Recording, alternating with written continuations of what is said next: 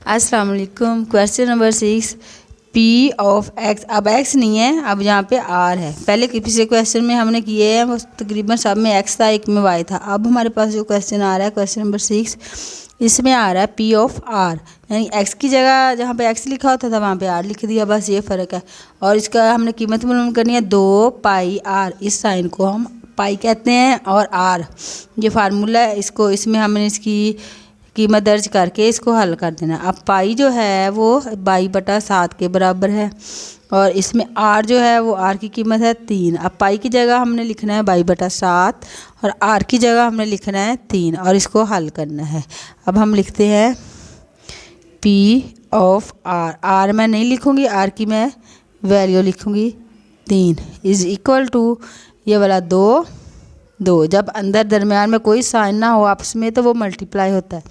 जहाँ भी तीनों दो जितनी भी रकम इकट्ठी लिखी हो उसमें अंदर दरमियान में कोई साइन ना हो तो वो ज़रब खा रहे होते हैं, आपस में मल्टीप्लाई हो रहा होता है। तो ये 2 मल्टीप्लाई आर, पाई की कीमत क्या है 22/7। यहाँ पे कुछ नहीं है, इसका मतलब ये मल्टीप्लाई।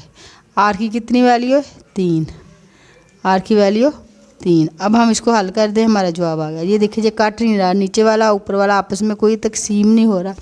तो हम क्या करेंगे, इसको तीनों को आपस में ज़रब देंगे और 7 से तकसीम कर देंगे।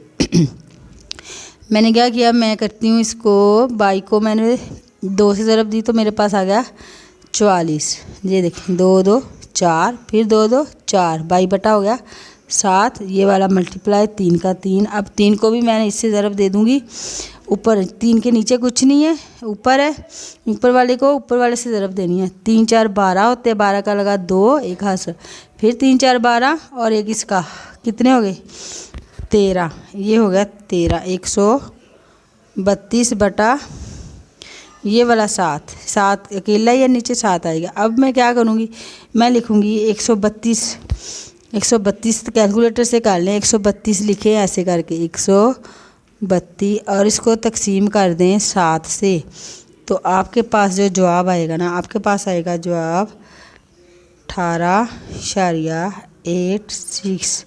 ये इसका आंसर है और ये सवाल नंबर 6 हल हो गया। उम्मीद है आपको समझ आ गई होगी। चैनल को सब्सक्राइब कर दें, ठीक है।